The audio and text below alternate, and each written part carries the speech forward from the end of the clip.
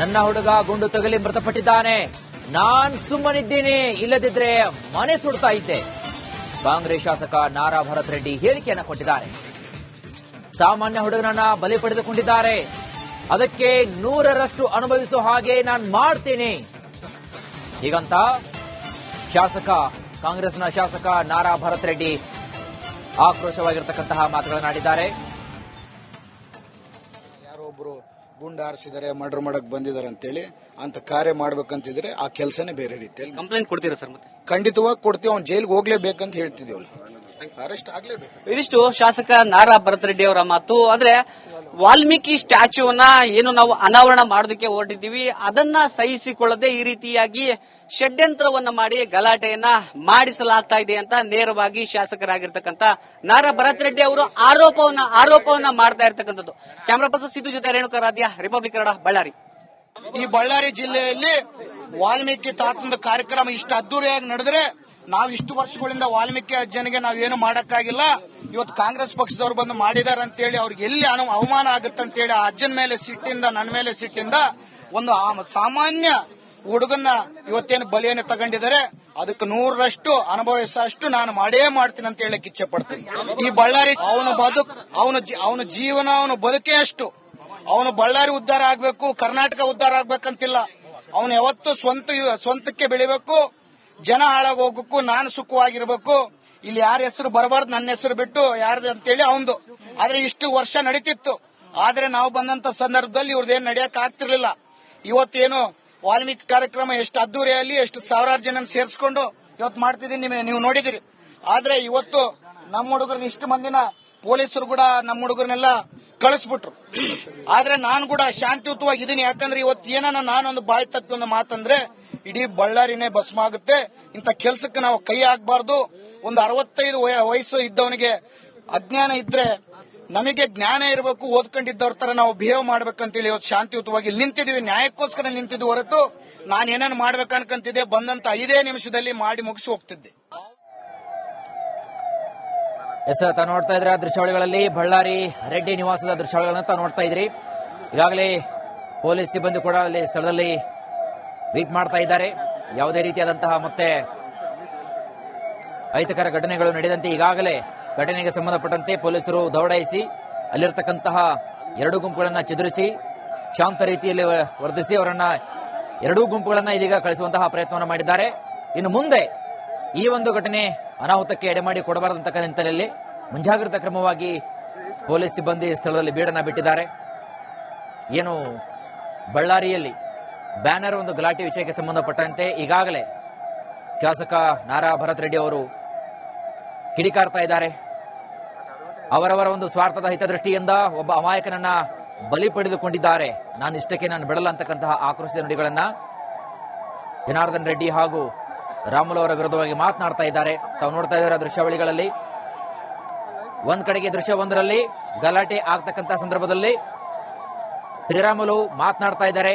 2 ಗುಂಪುಗಳ ಮಧ್ಯೆ ವಾದ ವಿವಾದ ಆಗ್ತಾ ಇದೆ. ಮತ್ತೊಂದು ಕಡೆಗೆ 2ನೇ ದೃಶ್ಯಾವಳಿಗಳಲ್ಲಿ ಆ ಒಂದು ಗಲಾಟೆಯಲ್ಲಿ ಪೊಲೀಸರು ಅಲ್ಲಿರ್ತಕ್ಕಂತಹ ಉದ್ರಿಕ್ತರನ್ನ ಶಾಂತಗೊಳಿಸತಕ್ಕಂತಹ ಪ್ರಯತ್ನ ಮಾಡ್ತಾ ಇದ್ದಾರೆ. ಇನ್ನು 3ನೇ ವಿಜುವಲ್ಸ್ ಅಲ್ಲಿ ತಾವು ನೋಡ್ತಾ ಇದ್ದೀರಾ, ಗಲಾಟೆ ವಿಕೋಪಕ್ಕೆ ಹೋಗಿದೆ ಬ್ಯಾನರ್ನ ವಿಷಯವಾಗಿ. ಇನ್ನು ದೃಶ್ಯ 4ರಲ್ಲಿ ಫೈನಲಿ ಹಾರಿಸಿರ್ತಕ್ಕಂತಹ ಗುಂಡಿಗೆ ಓರ್ವ ಒಬ್ಬ ಬಲಿಯಾಗಿರ್ತಕ್ಕಂತಹ ಮಾಹಿತಿ ಕೂಡ ಇದೆ. ಹಾಗಾಗಿ ಈ ವಿಚಾರ ಸಾಕಷ್ಟು ತುಂಬಾ ಅತಿರೇಕಕ್ಕೆ ಹೋಗಬಾರದು ಅಂತಕ್ಕಂಥ ಹಿನ್ನೆಲೆಯಲ್ಲಿ ಸಾಕಷ್ಟು ಹಿರಿಯ ಪೊಲೀಸ್ ಅಧಿಕಾರಿಗಳು ಹಾಗೂ ಪೊಲೀಸ್ ಪೇದೆಗಳು ಬೀಟನ್ನು ಹಾಕಿದ್ದಾರೆ. ಸರ್ಪಗಾವಲೆ ಇದೀಗ ಸಂಪೂರ್ಣವಾಗಿ ಪ್ರೊಟೆಕ್ಷನ್ ಅನ್ನು ಕೊಡ್ತಾ ಇದೆ. ಘಟನೆ ಯಾವುದೇ ರೀತಿಯಾಗಿ ಕೋಲಾಹಲಕ್ಕೆ ಕಾರಣವಾಗಬಾರದು. ತಾವು ನೋಡ್ತಾ ಇದ್ದಾರೆ ದೃಶ್ಯ 4ರಲ್ಲಿ ಗಾಳಿಯಲ್ಲಿ ಗುಂಡು ಹಾರಿಸತಕ್ಕಂತಹ ಪ್ರಕ್ರಿಯೆ ಕೂಡ ನಡೆದಿದೆ. ಪೊಲೀಸರು ಗಾಳಿಯಲ್ಲಿ ಗುಂಡನ್ನು ಹಾರಿಸ್ತಾ ಇದ್ದಾರೆ. ಮತ್ತೊಂದು ಕಡೆಗೆ ಸ್ವಲ್ಪ ಲಘುವಾಗಿ ಲಾಠಿ ಪ್ರಹಾರವನ್ನು ಕೂಡ ಮಾಡಿದ್ದಾರೆ. ಅಲ್ಲಿರ್ತಕ್ಕಂತಹ 2 ಗುಂಪುಗಳನ್ನ ಚದುರಿಸಲಿಕ್ಕೆ ಏನು ವಾಲ್ಮೀಕಿ ಜಯಂತಿ ಹಿನ್ನೆಲೆಯಲ್ಲಿ ಒಂದು ಬ್ಯಾನರ್ ವಿಚಾರವಾಗಿ ತೆರವುಗೆ ಸಂಬಂಧಪಟ್ಟಂತೆ ಒಂದು ಬ್ಯಾನರ್, ಒಂದು ಫ್ಲೆಕ್ಸ್, ಒಂದು ಚಿಕ್ಕ ವಿಷಯ ಯಾವ ರೀತಿಯಾಗಿ ತಿರುವನ್ನ ಪಡೆದುಕೊಂಡಿದೆ ನೋಡಿ. ಸ್ಥಳೀಯ ಶಾಸಕ ನಾರಾ ಭರತ್ ರೆಡ್ಡಿ ಅವರು ಇರತಕ್ಕಂತಹ ಬ್ಯಾನರ್ ಅನ್ನ ಅಲ್ಲಿ ಜನಾರ್ದನ್ ರೆಡ್ಡಿ ಅವರ ನಿವಾಸದ ಮುಂದುಗಡೆ ಹಾಕಿದಕ್ಕೆ ಇದನ್ನ ಪ್ರಶ್ನೆಯನ್ನ ಮಾಡಿದ್ದಾರೆ. ಮಾತಿಗೆ ಮಾತು ಬೆಳೆದು ಮಾತಿಗೆ ಮಾತು ಕೈ ಮಿಲಾಯಿಸಿದ್ದಾರೆ. ಇನ್ನು ಇದೇ ವೇಳೆ ಓರ್ವ ಬಲಿಯಾಗಿದ್ದಾನೆ ಗುಂಡಿಗೆ.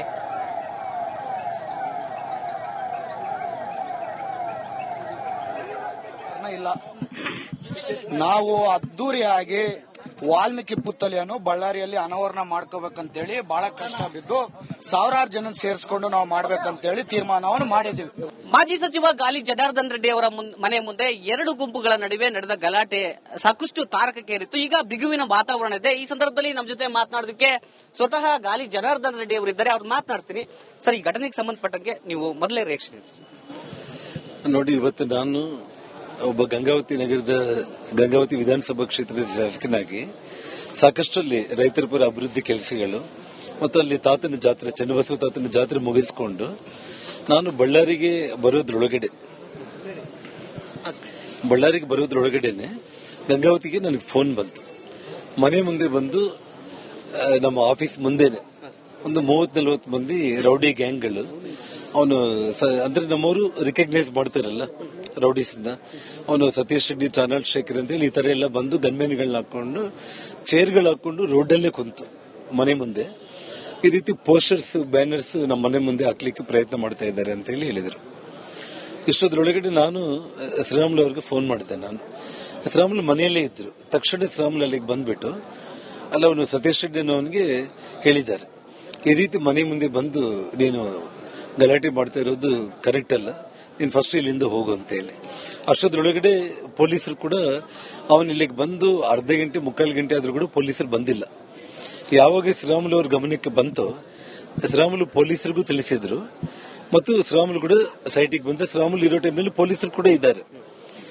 ಅವನಿಗೆ ಸತೀಶ್ ರೆಡ್ಡಿಗೆ ಅವ್ರಿಗೆಲ್ಲರಿಗೂ ಕೂಡ ಇಲ್ಲಿಂದ ನೀವು ಜಾಗ ಖಾಲಿ ಮಾಡಿ, ಒಬ್ಬ ದೊಡ್ಡ ನಾಯಕ ಜನಾರ್ದನ್ ರೆಡ್ಡಿ ಅವ್ರ ಮನೆ ಮುಂದೆ ಬಂದು ಈ ರೀತಿ ನೀವು ಗಲಾಟೆ ಮಾಡೋ ಪ್ರಯತ್ನ ಮಾಡ್ತೀರಂದ್ರೆ ಇದು ಕರೆಕ್ಟ್ ಅಲ್ಲ ಅಂತೇಳಿ ಪೊಲೀಸರಿಗೆ ಅವನಿಗೆ ಇಬ್ಬರಿಗೂ ಹೇಳಿದ್ದಾರೆ.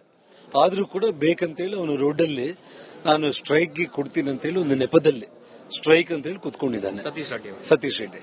ಅಷ್ಟೊದ್ರೊಳಗಡೆ ದೊಡ್ಡ ಸಂಖ್ಯೆಯಲ್ಲಿ, 100 ಸಂಖ್ಯೆಯಲ್ಲಿ ಜನಗಳನ್ನ ಕರೆಸ್ಕೊಂಡಿದ್ದಾರೆ.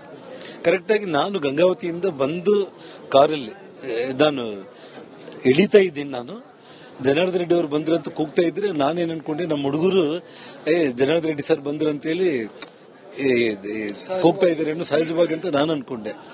ತಕ್ಷಣ ಕಲ್ಲು ತೂರಾಟ ಮತ್ತು ಫೈರಿಂಗ್ ಸ್ಟಾರ್ಟ್ ಆಯ್ತು. ಸ್ಟ್ರೈಟ್ ಅವೇ ನಾನು ಕರೆಕ್ಟ್ ಆಗಿ ನೋಡಿ, ಇಷ್ಟೇ ರೋಡ್ ಇರೋದು, ನಾನು ಶ್ರೀರಾಮುಲು ಜನ ಎಲ್ಲರಿದ್ದಾರೆ ಅಂತೇಳಿ ಅಲ್ಲೇ ಇಳಿದೆ. ನಾನು ಇಳಿದ ತಕ್ಷಣ ಇವತ್ತು ಫೈರಿಂಗ್ ನನ್ನದನ್ನದಂತ 4 ರೌಂಡ್ ಫೈರ್ ಮಾಡಿದ್ರು. ಗಾಳಿಯಲ್ಲಿ ಗುಂಡಾರಿಸಿದ್ರ ಅಥವಾ ನಿಮ್ಮ ಮೇಲೆ? ಗಾಳಿಯಲ್ಲಿ ಒಂದು 3-4 ಗುಂಡಾರಿಸಿದ್ದು, ಒಬ್ರು ಇಬ್ರು ಗನ್ಮೆ